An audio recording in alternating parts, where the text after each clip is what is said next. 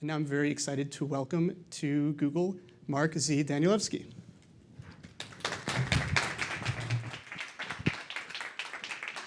Hello.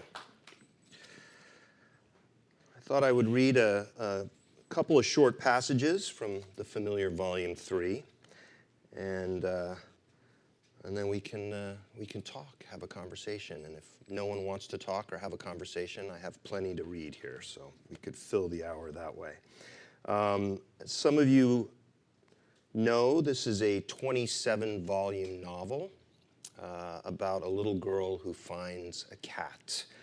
And to avoid spoilers, I'm going to read a little bit from Xanther's father's perspective.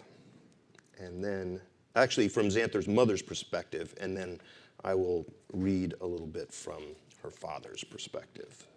So Esther is up in a place called Oceanica, where she is training to be a therapist, and she's in a class. Is good thinking terrifying? Sandra D. Taylor, their doula of Oceanica, asks a room of 70 on Saturday, August 9. Good thinking, I like to think, is. And I like to think about it a great deal, too. Though whether I manage any of it is another story completely, contested perhaps too frequently by my grandchildren and gratefully by you. Good thinking, I like to think, is hard thinking. And what makes hard thinking? Again, a genuine question. Consider this definition. Hard thinking is when we don't merely apply pre-existing rationales to routine patterns. For example, in the way we might observe events, note interactions, evaluate emotional responses, but instead acquire a completely new set of values and parameters to re-encounter and reinterpret these common events, interactions, emotional responses. That's then one model for hard thinking. Hard because acquiring a new set of values is hard work. But is it terrifying? Esther has an answer, but not the confidence to voice it. Her hangover isn't helping. Because our sense of self, our identity, did Sandra D. just stare directly at Esther, even linger there? Frequently find stabilization, if not outright resolution, in rationales inculcated at an early age. Examples, please. Hands shoot up, though not Esther's, followed by a clatter of voices. Catholicism, Mormonism, Judaism, Islam, party affiliation, sexual orientation, racial bias, scientific method, tribal ritual, taboo. Good. Religious rubrics, political praxis, clan morals, parental jurisprudence, gender habits, a long list, as we can all agree, incomplete. Changing any of those modes of engagement must necessitate a departure from the original self, which by the renegotiation can go so far as to displace the self. And whether the response is fatigue, getting drowsy, or boredom, getting antsy, or anger, getting just that, that is most certainly terrifying. Though isn't the alternative worse? To live many lives in heaven. Hell is not to live even one. And that's just the beginning.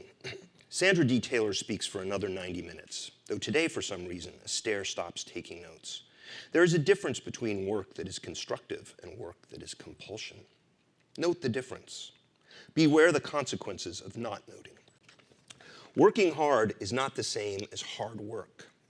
Good work, good thinking, even good living. This is what we pursue. Which Esther remembers perfectly, she thinks. Even if her hand collapses into some private, inkless fugue of heaviness, her lids also engaging the same heaviness, even as some kind of internal lid begins to open. Somehow Sandra D's talk demands it. She says things like, life would be so wonderful if we only knew what to do with it. But why wonder? Remember, no choice is rendered any less significant or impactful if made with an even greater application of kindness. Or, think before you act, then act without thinking. Or, to find yourself again, go find yourself in this world where you are not of this world. In other words, see new places, meet new faces, travel. That one earns much laughter and applause, as many of her remarks do. Why keep escaping from what makes us us? As we are in a vocation rooted in feelings, let us not forget that immaturity is frequently reflected in the belief that strong feelings ratify every action. In other words, and to be prescriptive, let us be mature. Remember, you future counselors and bringers of relief, there will never be a cure for life's problems because so many of tomorrow's problems will be new. Good words like good work and good thinking help, even if good words are a lot like highway paint. They can keep plenty of heavy things moving at 70 miles per hour from going the wrong way. But that doesn't mean life won't cross over if it has to. Learn to avoid the collisions. Find other directions. Often a new yes is the best no. Life lived well doesn't get easier, but it does get better.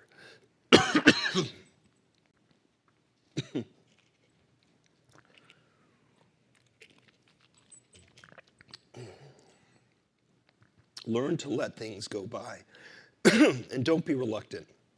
Life is always surpassing us by. Enjoy it.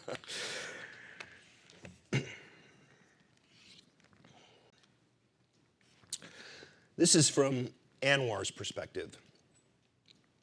They are at a baseball game. Far below, a Dodger, number 10, swings his bat. Even up here, the sound of that wallop reaches them. Anwar and Xanther rise together with the whole stadium, it seems. Their sections, at least, everyone's cheering. Xanther and Anwar sure cheering. It feels good. The ball flies deep into left field. And with the peculiar magic of a home run, seems to keep going, daring the night sky. Xanther jumps up and down, excitedly waving around her Dodgers hat up on her seat, until she jumps into Anwar's arms with such a big, excited hug. And Anwar, lifting Xanther up, holding her tight, is suddenly missing his mother. Out of nowhere, terribly, she comes upon him. With all she ever was, her smile, her kindness, her goodness. How Anwar would have loved to have seen Fatima here now with Xanther. Would they have hugged too? What would they have said to each other later? How would they have teased and laughed and sparred and together wondered? Do we miss not only the past, but every feature the lost past describes? Is that just the nature of missing? All the lost might-have-beens? The certainty that those uncertain futures are gone. If we can't embrace uncertainty, do we miss the point of love? Thank you.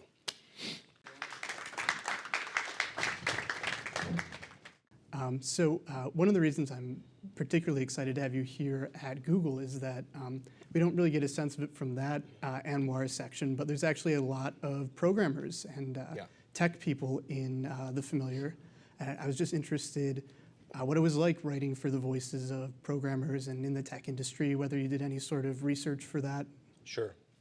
Well, one of the things is that, like House of Leaves is all about a film, and Only Revolutions is really about music, and The 50-Year Sword is about the campfire tale, the oral tale.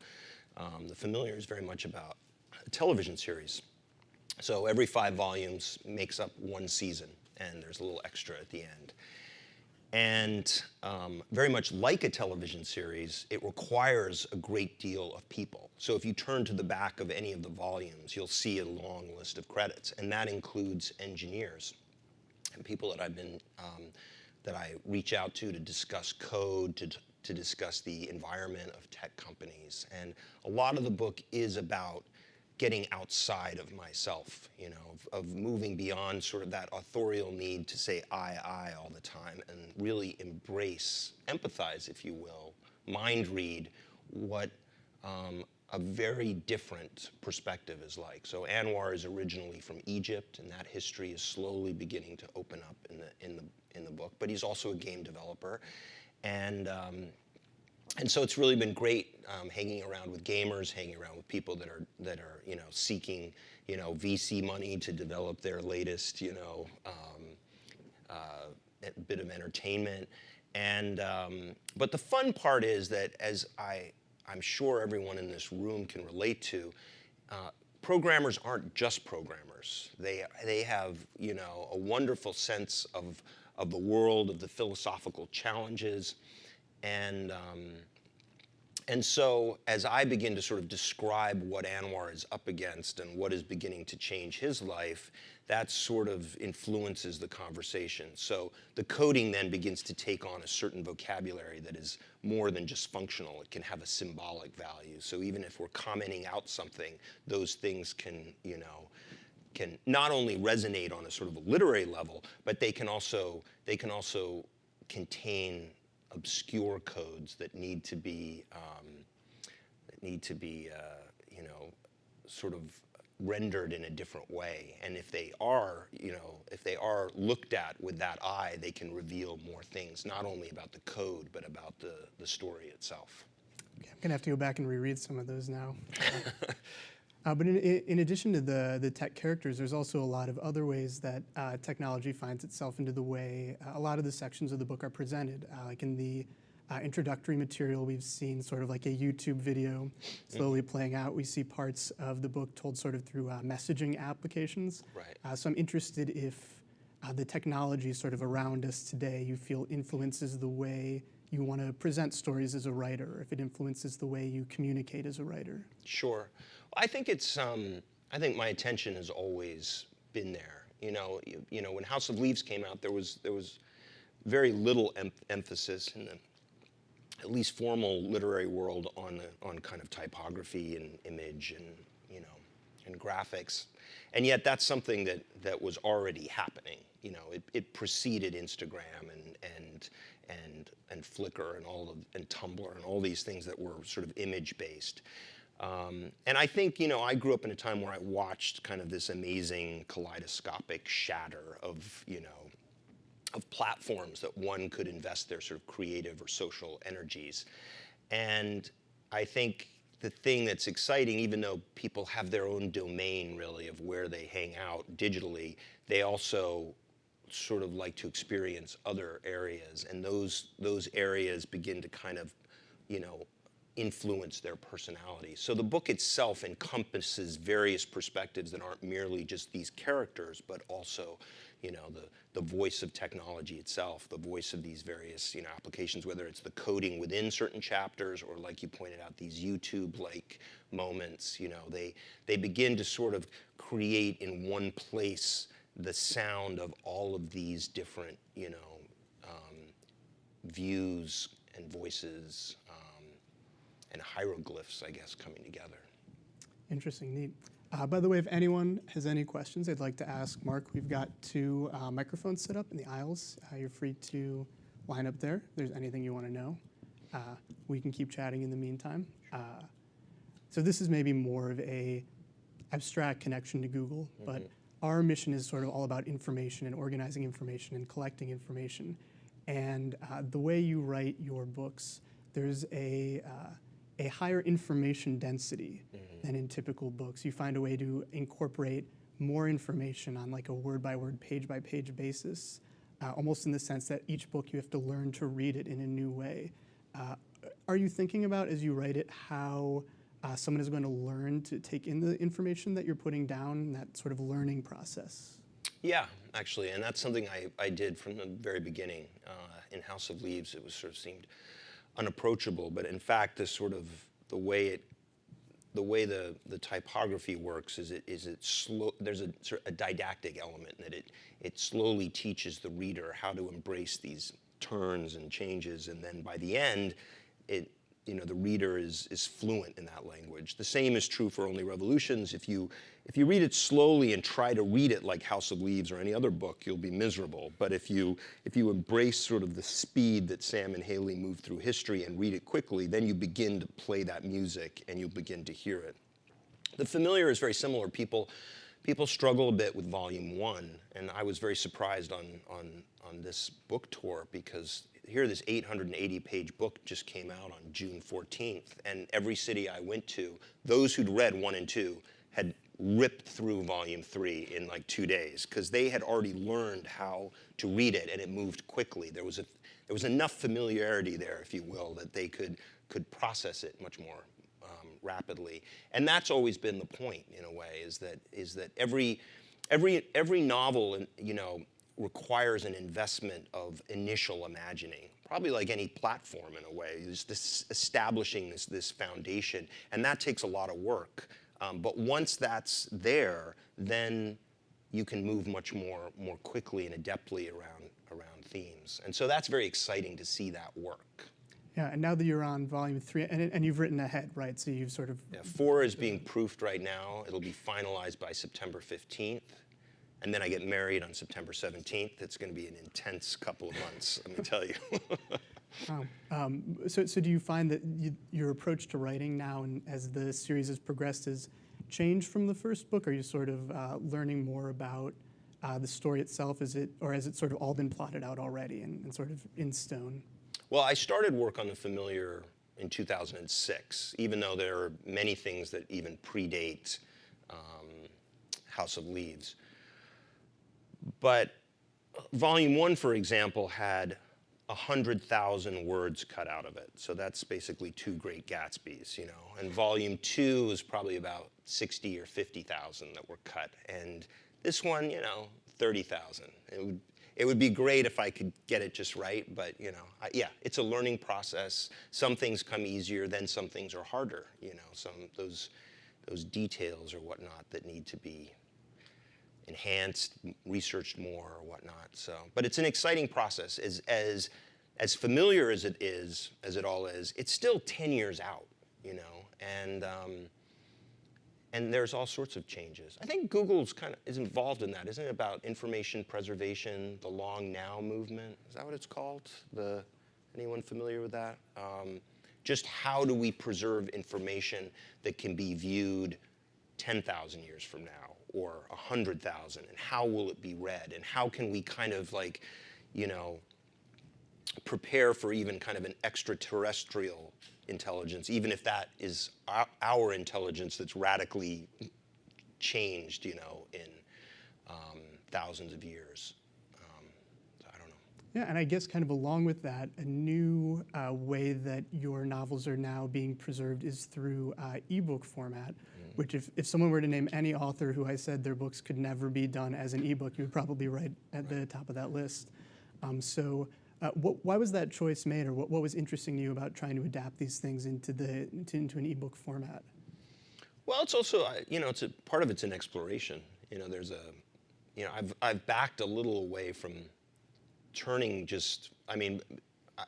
sort of enhanced versions, because it's such a lot of work, and I've often said that it would be great to have directors who are really responsible for transforming books into electronic versions, because it's its own art form. There's many ways that one can present it. The ebook for all of these volumes is exactly what the page is. So there hasn't been any sort of radical modifications. But as I understand it, even with that availability, it's a small percentage of readers who tackle The Familiar on an iPad. People like the book. They like the technology of what's there. I mean, even as I was doing various readings, people would come up and they would go, "I know where you were. Like, I knew it was an Anwar chapter. I know what Anwar's dog-ear colors are, so I could approximate and find the place." And so they've already learned how to use the book to quickly move, to navigate through it, and that's also exciting. Yeah.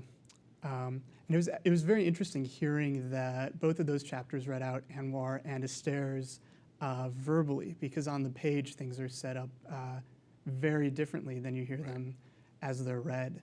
And I've also, I read stuff online. Seems like it's been one of the hotly debated topics of the book is sort of the nesting of the parentheses and stuff. So I'm interested sort of where that idea came from, what interested you about sort of seeing these thoughts within thoughts within thoughts. Right. So Astaire's thoughts are nested with all these parentheses. It's very difficult to write. And Anwar's are nested with all sorts of, with some computer coding, but also a lot of brackets. But they're similar in many ways. And they're a hyper intellectual couple, and they want, or their children carry that out to a certain degree. But at the same time, they're also restrained, so it's about how thoughts can get caged, how they can open cages by becoming more specific. And when readers first encounter it, they're like, oh, this is a nightmare. And then they hear me read an Astaire bit, and they're like, oh, all those parentheses are just commas. It's like, that's the way she experiences those momentary pauses. But, but another person may just experience what could be a total meltdown of thinking as just a pause, as a breath. Any questions from Googlers out there? No? Cool. Oh, great. Hello. So I didn't realize when I started reading volume 1 that it was 27 volumes. Maybe I just skipped over that. And it sort of quixotically, maybe, I think that is the right word. Now it makes me want to read all of them more, because I know that when volume 3 is over, there's still 24 left, right? So that's exciting. I've also noticed, because I read a lot of books and I shop for a lot of books, I do tend to use an application on the iPad to do it. That seems like a direction that is more commercially viable these days, to sort of, you're looking through the bestsellers on Amazon or whatever in the ebook section, and about half of them will say book 2 of the Shadow Pants, tetralogy or whatever. So I'm just curious how much of your motivation was sort of, commercial, or is it purely ambitious, just like a desire to make something that's really huge, or what went into that? How did you know that it was going to be 27 books, etc.? Great question. Again, I was working on this in 2006. I started wearing cat T-shirts. Cats were not that popular online, I was envisioning this long series. The series hadn't really taken hold yet, the way, Sopranos was sort of in the air, and then The Wire was coming. But now we have, just all stations are flooded with these kind of chaser series. So I'm either right on time or I'm a little too late. We'll see. But you can't undertake a book like this, which really is without precedent. You can point to serial novels, you can point to series, but a book that embraces a kind of a real-time pacing and that is set out with a very sort of specific narrative arc. It's not a sort of performative bit of invention. Is very risky, really, because the series, like a television series, could get canceled at any moment. But what really holds me is I love these characters. I love this family.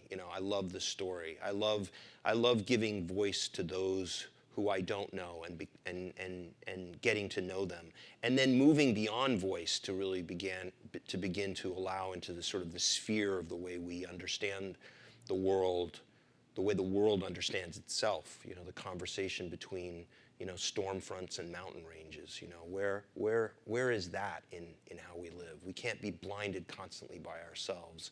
And as soon as you really open up, when you let these walls dissolve into sort of the atomic miracle that it is, that we can be so aware of it momentarily, then 27 volumes seems pretty paltry. Any other questions? Hello. Quick question. So before, this goes back to, I guess, House of Leaves, and I think you just answered the question that I had in my mind just now for The Familiar. But early on, before I actually read House of Leaves, I had heard the book described as one of the scariest books ever written. So I went into it with that sort of mindset, and I'm curious as to if that was your intention, or what was the mood that you were trying to convey when you were writing that book, or when you thought that the reader would actually absorb it. Do you remember who told you it was the scariest book? It was on some online thread, probably on Reddit. We have to wonder about that person. The book is designed, I guess, to give room, to provide room for the reader's fears. So really, it's I meet people who were just very happy in that house, and I thought, wow, you're really happy with yourself. So in many ways, it as with all my books, it's really about where is the reader's place in this relationship, and I think as much as there is something scary about House of Leaves, it is really about a journey, and I'll tell you, one of the things that just keeps coming up, and it is strange and kind of wonderful, is that I get so many notes from people who have been going through hard times and find that this book offers them relief. People who've actually tried to kill themselves and said that this book offered them a way through the darkness. So I think maybe the intention, and it's complicated to talk about an intention when you worked on something for so long, that it's so complex, but it was actually about that, the journey of the self, and how we do parse the darkness, and yeah. So I think of I think of all my books, but they're like my children, and they grow up, and they have these very intimate relations with strangers, and I'm like the dad, and I got to kind of stay out of the picture because no one wants the dad hanging out. I think one of the best compliments I ever got was there was a class in the Midwest, I think it was, and it was Faulkner, David Foster Wallace, and House of Leaves, and that was great. I don't need to be in that picture, and so the relationship that people have with the book is what I'm proud of,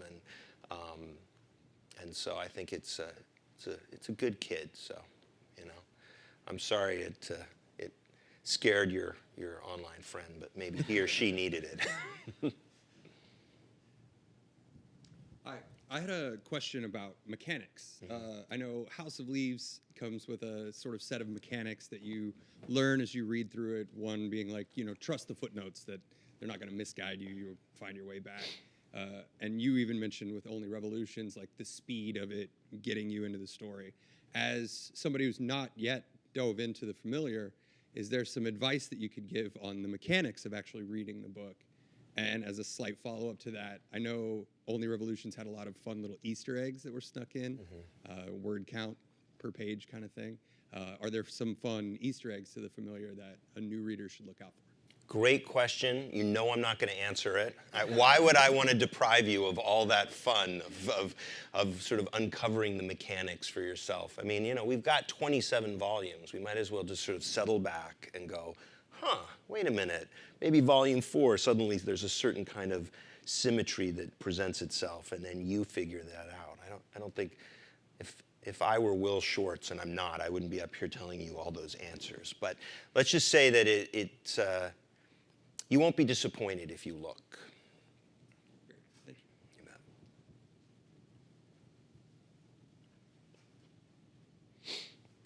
Hi. So you mentioned earlier about working with a lot of other people on the book and just what that collaboration was like. But I know on House of Leaves, it was a different kind of collaboration with your sister, how her music kind of overlapped the book and the book overlapped the music.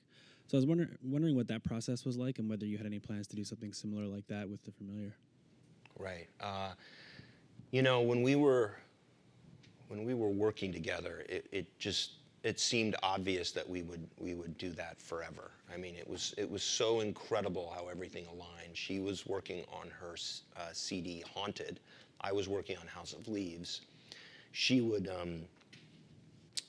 read parts, and that would influence her music. I would listen to her, tracks, and that would influence House of Leaves, and it went back and forth, very much like the Escher hands drawing each other. Some people say that Haunted is Poe's soundtrack to House of Leaves. That is not at all correct. It was as much a progenitor, as it was an offspring. It was, we were both in this, curious, creative orbit, and it was fantastic. And even the way, even the way they were both finished, that they came out at the same time, in essence, that they were launched in the same way. I mean, I don't even know if you could launch a musical work like hers in the same way today. It was a different industry. It was, like a book, the CD came out, and then there was a tour and all of that. And it was really special. And, it would be amazing to do something like that again. But who knows, to get all those stars to align is complicated. And I guess we got a little sense of it, and I hope this doesn't happen at Google, but my book had just come out in Japan, and it was I think it was a smaller house, but it was owned by Sony. And her CD was being released by Sony. So this was a perfect opportunity for Sony just to take a look at both these works in Japan. They could not coordinate that. It was so strange. There was this huge company that kind of couldn't get one hand to talk to, interact with the other. And I think that's just the reality, just where our lives are and what we're pursuing, to actually get all of that to, align. But she did have some tracks that were very influential on Only Revolutions, and if she releases them one day, then there might be that little aha moment for readers out there when they go, oh, that's where he got that. She really is the smart one, isn't she? Great. Anyone else? Awesome. Well, Mark, maybe before we wrap up, you have time for one more passage from The Familiar? Yeah, I was almost thinking I should reread them. That was such a disaster. We could edit it or something. Yeah, let's read another one. Great. All right. One last passage from Mark Danielewski, everyone.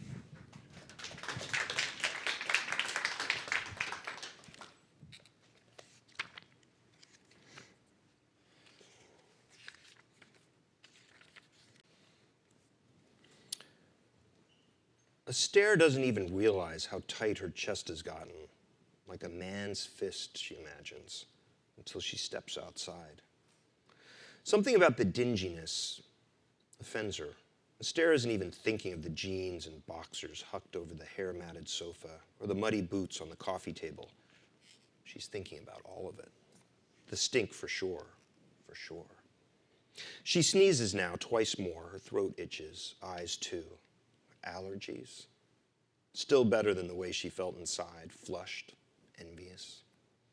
Something's at her feet. Can she even call it a cat? What a grizzled thing.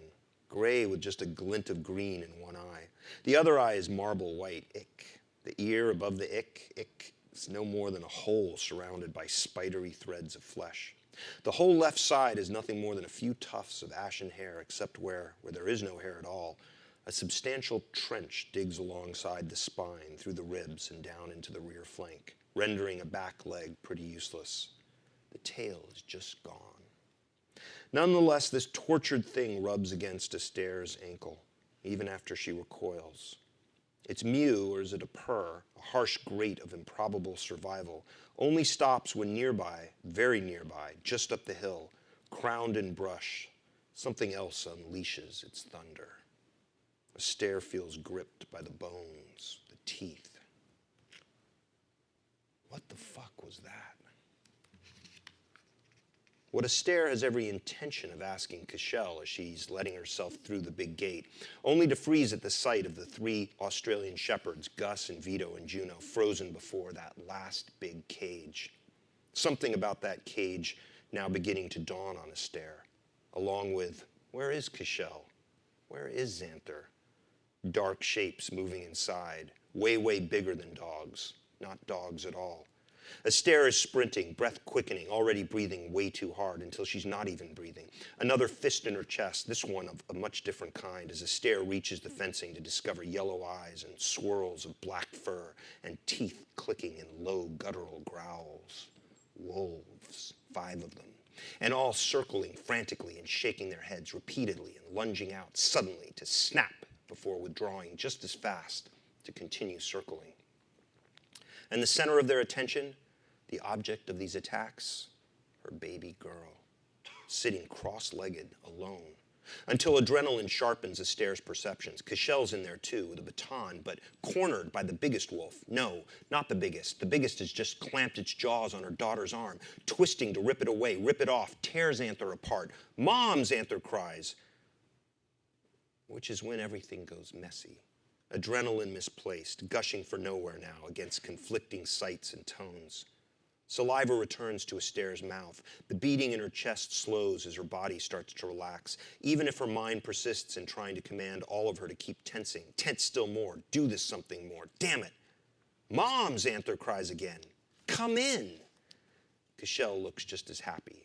That second biggest wolf before her, a blur of charcoal and snow, has just rolled over, wanting something from Cashel to play with, while the biggest wolf with Xanther, a blonde billow of heavy shoulders and bright eyes, continues to rip away at what's only a frayed blanket, red, which Xanther playfully withholds until, overpowered, she lets go with a squeal.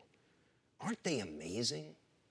They are, but they think she's more amazing. Cashel notices it too, especially when Xanther stands up. Immediately, Cashel's attendant, wolf, wheels around to rejoin the pack, fall in behind the blonde alpha, who pays no mind to the rest, paying close attention only to every move Xanther's 12-year-old makes. Only Xanther's oblivious, practically skipping across the cage to meet Astaire at the gate. The blonde alpha drops his prized blanket to keep close to Xanther, too close, teeth nearly nicking those fragile heels, even as the pack hangs back, if still tuned to the flitting motion of Xanther's hands, her bobbing head and dancing knees as if they soon might earn some anticipated reward. "She's special," Cashel says later, after Xanther goes off to find the bathroom. "I'm partial," Astaire responds, her practiced tone of neutrality in effect. "You start together," Cashel continues, in her tone leaking with confession or just curiosity. "That's the way you're supposed to start, because, I mean, they know me. And then you sit down so you're lower than them or the same height, but not higher, which would make you maybe more leaderish and definitely more of an outsider. But when you're down low, then they treat you like part of the pack, and they come around and sniff you and even pull at the blanket I let your daughter hold. And then you stand up like I stood up to be leaderish, see? And I kind of moved away, which is when they usually all follow me, except this time, only Montana followed me, and it was like..." Cashel's smile changes. "Huh. It was like he wasn't really following, but more trying to separate me and, keep me away. Kind of like the way someone might do at a party, pull someone away so the rest can have a private conversation. Actually, now that I think about it, it was really weird." Astaire's heart is at it again, adrenaline back too, except this time, instead of confusion, it's all about anger. Cashel has no clue. "They just took to her," the young woman continues. "I mean, took to her. Did you see at the end how she got up and they fell back like all at once? And Montana left me quick, and like even Quasar the Alpha healed behind her? I've worked with them for 3 years now, and they never do that for me." "Not even toys," Cashel whispers. That last part, not in that way. It's like they knew her, like she was one of them, or all of them. I mean, but in charge, Cashel suddenly chuckles, loud and abrasively. "Man, I must be beat. It sounds like I'm calling your kid a werewolf." Before Cashel leaves, still clueless, she again announces that Toys is only minutes away. Traffic. Xanther and Astaire are welcome to hang out with the dogs or kick back in the mini barn office. With Xanther out of earshot, back by the monkeys, Cashel also asks, sotto voce too, that Astaire not mention, that thing with the wolves. There's supposed to be all this release of liability paperwork to fill out, and anyhow, you know your daughter, right? Astaire tries to crush every answer, only one between her teeth, grinding away like she so often tells Xanther not to do, though something in her expression still betrays her. Cashel's eyes widen, her youth suddenly too evident on her soft features. You do know I didn't take her in there, right? I was feeding havoc. She was talking to them, and then she just walked in. Later, long after Cashel's dirty white Corolla left in specters of dust, what Astaire keeps turning over in her head is not this revelation, but a different warning. Xanther had returned from the bathroom slightly spooked. What's up the hill? Yeah, Cashel had tensed. Don't go up there, okay? Please, don't. Thank you.